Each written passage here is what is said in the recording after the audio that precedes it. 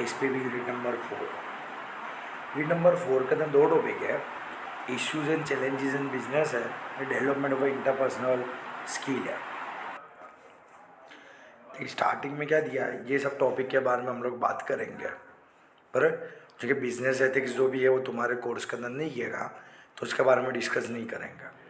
सबसे पहले नंबर पे आता है कॉन्सेप्ट क्या आएगा। तो देख, एनवायरनमेंट जो भी है ना, इसके ऊपर एक इम्पोर्टेंट क्वेश्चन तेरा निकलेगा। एनवायरनमेंट को दो तरीके से क्लासीफाई कर सकते हैं, external environment, internal environment. Business organization work within the framework provide by various element of society. Business organization जो भी है वो अलग अलग फ्रेमवर्क, अलग अलग सोसाइटी के जो भी फ्रेमवर्क है उसके अंदर वो क्या करता है, ऑपरेट वगैरह करता है। Elements which lie outside the organization are called external environment. जो एलिमेंट्स ऐसे हैं जो ऑर्गेनाइजेशन के बाहर के हैं उसको एक्सटर्नल बोलेंगे। जो ऑर्गेनाइजेशन अंदर के है ऑर्गेनाइजेशन के उसको क्या बोलेंगे, ऐसे एलिमेंट्स को इंटरनल एनवायरनमेंट बोलेंगे। Organism create an environment internal to it which affect the various subsystem of environment। Internal environment है वो अलग अलग जो भी सब सिस्टम होती है उसको क्या करता है, वो अफेक्ट करता है। Bad environment consist of terms and molecular agglomerations of thing in motion alive of main in emotion of the physical and social law, social ideas, norms of actions on force and resistance। मतलब कि ये सब चीज़ें क्या आती है, environment के अंदर आती है। देख, एनवायरनमेंट के अंदर देख हम लोग आगे जो तेरा मेन जो इंपॉर्टेंट जो क्वेश्चन होता है, कभी भी एनवायरनमेंट के बारे में क्वेश्चन है तो शुरुआत के 2-3 टॉपिक तेरे को बता देना है। उसके बाद एनवायरनमेंट के कौन सा फैक्टर है उसके बारे में बता देने का। डेमोग्राफिक है, इकोनॉमी है, पॉलिटिकल है, टेक्नोलॉजिकल है, सोशियो कल्चर है, कॉम्पिटिटिव इन्वायरमेंट, नेचर इन्वायरमेंट है। टेक्नोलॉजिकल पूछते हैं, इकोनॉमिकल ज़्यादातर पूछते हैं क्या, ठीक है। देख क्या बोला, demographic environment. It is study of population, ये पॉपुलेशन के बारे में, उनकी एज, उनके जेंडर वगैरह क्या है, मेल है फीमेल है, एजुकेशन क्या है, इनकम वगैरह क्या है, उनके ऑक्यूपेशंस वगैरह क्या आएगा, जॉब करते हैं, बिजनेस करते हैं, प्रोफेशन करते हैं, ठीक है। वो सब के बारे में क्या करेगा, वो सब भी क्या करता है, इफेक्ट कर सकता है। It is employ in the market segmentation and formulation of a marketing mix for each segment। There is a significant difference in the taste and preference of the customer that are belong to different demographic group। अलग अलग demographic के जो लोग होंगे ना, उनका particular चीज़ लेने का उनका टेस्ट एंड प्रेफरेंस कैसा होगा, अलग अलग होगा। जैसे कि एज वाइज हम लोग देखेंगे तो जो यंगस्टर है उनकी पर्टिकुलर चीज़ परचेज करने की जो भी पसंद नापसंद वो अलग होगी। मेल फीमेल का अलग अलग होगा। एक एजुकेटेड पर्सन एक अनएजुकेटेड पर्सन के भी क्या होगा, ज़मीन आसमान का फ़र्क होगा कोई भी पर्टिकुलर चीज़ को खरीदने में। इनकम फैक्टर भी अफेक्ट करता है। ऑक्यूपेशन क्या आएगा, तुम काम धंधा क्या करते हो, ठीक है, उसको ऊपर भी क्या करता है, डिपेंड करता है कि तुम कौन सी चीज़ों को पसंद करोगे, कौन सी को नहीं करोगे। देख क्या बोला, example, growth of the TV has affected adversely cinema, drama and radio business. जैसे जैसे टीवी का जो भी डिमांड बढ़ती गई, ऐसे ऐसे लोग क्या करते गए, सिनेमा है, ड्रामा वगैरह या रेडियो वगैरह है, उसका वो लोग यूज़ कम करते गए तो उसका क्या हुआ, एडवर्सली अफेक्ट उनके ऊपर पड़ा। Artificial fiber cloth kill the cotton king. बल्कि के जो पहले लोग क्या करते थे, कॉटन के कपड़े वगैरह ज़्यादा पहनते थे, बट अभी आर्टिफिशियल जो भी कपड़े आते हैं कि आर्टिफिशियल फाइबर उसके कपड़े पहनते गए। Plastic electronic heavy reverse many industry. Plastic के आ जाने के कारण, इलेक्ट्रॉनिक्स के आ जाने के बाद बहुत सब इंडस्ट्री ऐसी थी कि भाई जिसका क्या हुआ, डेवलपमेंट वगैरह रुक गया। तो ये सब भी क्या कर रहे हैं, एनवायरनमेंट को, ये डेमोग्राफिक एनवायरनमेंट है वो हमारी प्रोडक्ट, हमारे ऑर्गेनिज्म को भी क्या कर सकता है, अफेक्ट कर सकता है। फिर आता है इकोनॉमिक एनवायरनमेंट। तो इकोनॉमिक एनवायरनमेंट में क्या आएगा, भाई परचेजिंग पावर क्या है लोगों की, विलिंगनेस क्या आएगा, इफेक्टिव डिमांड वगैरह क्या है, higher economic growth ensure higher level of employment. जितना ज़्यादा इकोनॉमी का ग्रोथ होगा उतनी ज़्यादा एम्प्लॉयमेंट मिलेगी, उतनी लोगों की इनकम बढ़ेगी और उतना क्या होगा, मार्केट जो भी है बूम पीरियड की तरफ जाएगा। मतलब मार्केट में तेजी आएगी तो होगा क्या, हमारा माल सामान बिकेगा। तो इकोनॉमी इन्वायरमेंट क्या करेगा, हमारे बिजनेस को अफेक्ट करता है ना। अदर इकोनॉमी जो भी हो क्या है, हमारे बिजनेस प्लान को अफेक्ट करती है। इंटरेस्ट का रेट क्या है, अगर गवर्नमेंट इंटरेस्ट का रेट बढ़ा देगी, बरोबर है, तो लोग क्या करेंगे, लोन वगैरह कम लेंगे, लोन वगैरह कम लेंगे तो भाई लोगों को पैसा कम होगा, पैसा कम होगा तो लोग हमारे पास से माल सामान कम खरीदेंगे। मनी का सप्लाई कैसा है, मनी का सप्लाई कम होगा तो पैसा नहीं होगा लोगों के पास, तो वही वो लोग माल सामान नहीं खरीद सकेंगे। मनी का सप्लाई ज़्यादा होगा तो क्या होगा, लोगों के पास ज़्यादा पैसा आएगा तो ज़्यादा चीज़ें खरीद सकते हैं। प्राइस लेवल कैसा है, कम प्राइस है मार्केट में, ज़्यादा है।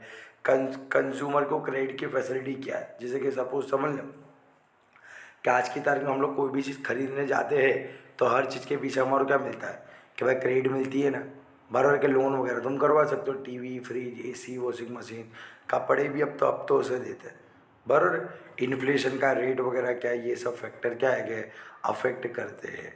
देख उसके साथ साथ क्या क्या बोला हुआ है, नेचर ऑफ तेरी इकोनॉमी क्या है, कैपिटलिस्ट इकोनॉमी है, मिक्स है कि सोशलिस्ट है का, नेशनल इनकम तेरी क्या है, money value of the economy activity of the country during a particular period, एक पर्टिकुलर पीरियड के अंदर नेशनल इनकम क्या है। It determines the purchasing power of the people and consequently the demand for a product, जिसके कारण लोगों की जो भी परचेसिंग पावर क्या है, लोगों की इनकम कितनी है वो भी क्या होगी पता चलेगी।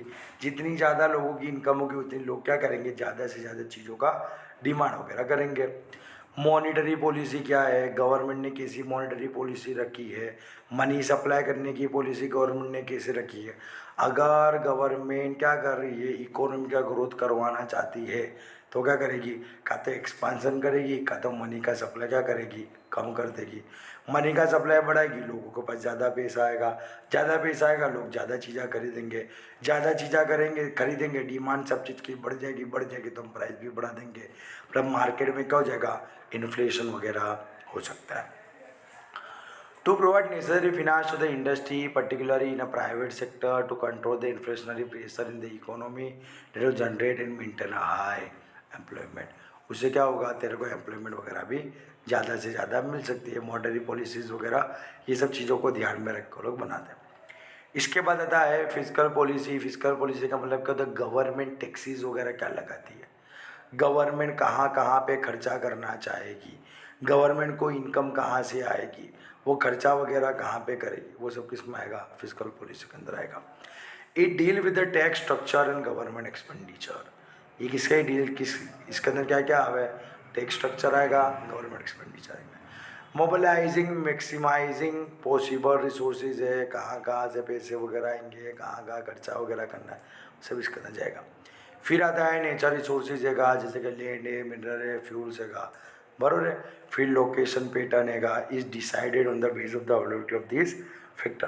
तुम्हारा जो भी है, तुम्हारा ऑर्गेनाइजेशन, तुम्हारी कंपनी वगैरह है जो जिसको एक पर्टिकुलर लैंड की ज़रूरत है, समझ लो एक पर्टिकुलर लेवल की, जैसे कि सपोज समझ लो कि भाई जैसे कि तुम्हारे को क्या करना है, चाय उगानी है, तो चाय तो यहाँ पर जो नहीं उग सकती ना, उसके तो क्या जगह हिली स्टेशन चाहिएगा, तो क्या होगा, पर्टिकुलर लैंड हो गई। अभी वो लैंड अगर वहाँ पे नहीं, यहाँ पे नहीं मिलेगी तो तुम्हारे बिजनेस को अफेक्ट होगा ना, सही है। इंफ्रास्ट्रक्चर की क्या चाहिए, फैसिलिटी चाहिए। इंफ्रास्ट्रक्चर की फैसिलिटी क्यों, क्योंकि इंफ्रास्ट्रक्चर की फैसिलिटी होगी तो हम लोग माल सामान एक जगह से दूसरी जगह लेके जाएंगे। इंफ्रास्ट्रक्चर में क्या क्या है, ट्रांसपोर्टेशन है, बैंकिंग है, फिनेंशियल सर्विस है, इंश्योरेंस वगैरह है।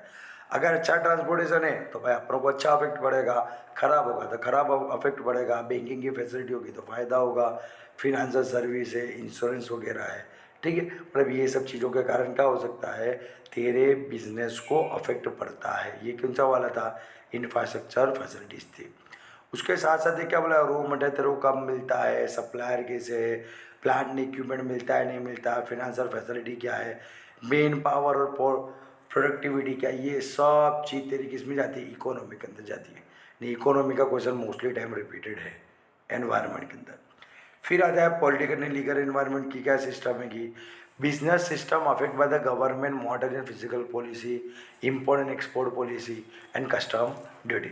बरा कि कोई भी हमारा बिजनेस वगैरह है तो अब भी मार्केट के अंदर क्या लीगल एनवायरनमेंट चलता है या क्या पॉलिटिकल एनवायरनमेंट चलता है, क्या कुछ गवर्नमेंट ने कुछ नवा लो, कुछ रूल्स एंड रेगुलेशन लेके आएंगे। अगर कुछ न्यू रूल्स एंड रेगुलेशन आएगा, कुछ न्यू लॉ वगैरह आएगा तो उससे भी क्या होगा, हमारे बिजनेस को अफेक्ट पड़ सकता है। हमारे को वो सब चीज़ें क्या करनी पड़ेगी, रखनी पड़ेगी।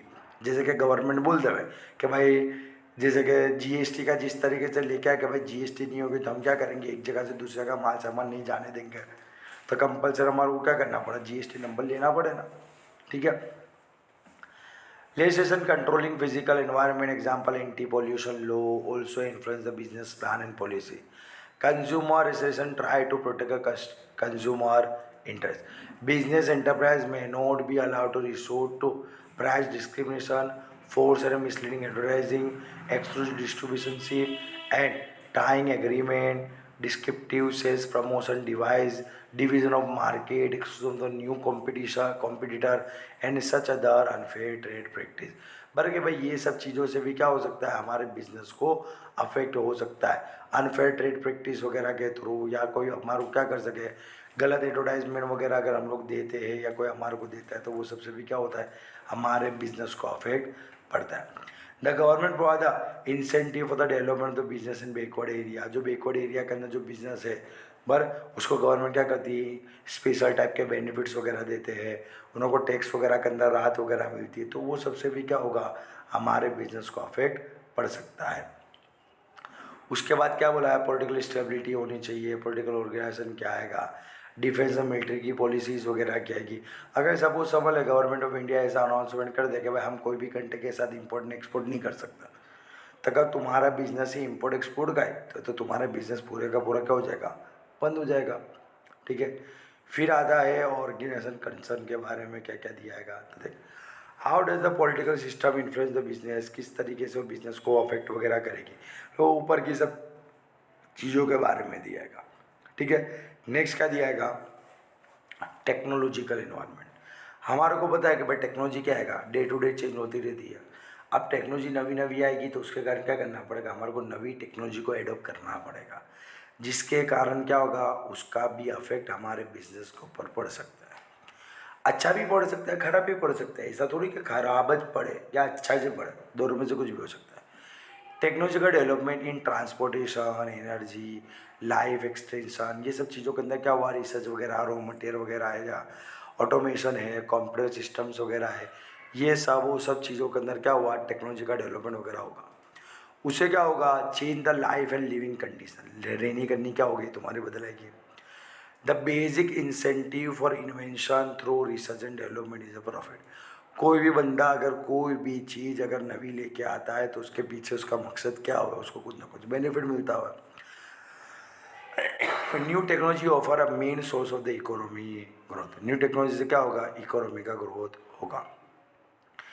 Electronic industry is the best example of the expecting new marketing opportunity.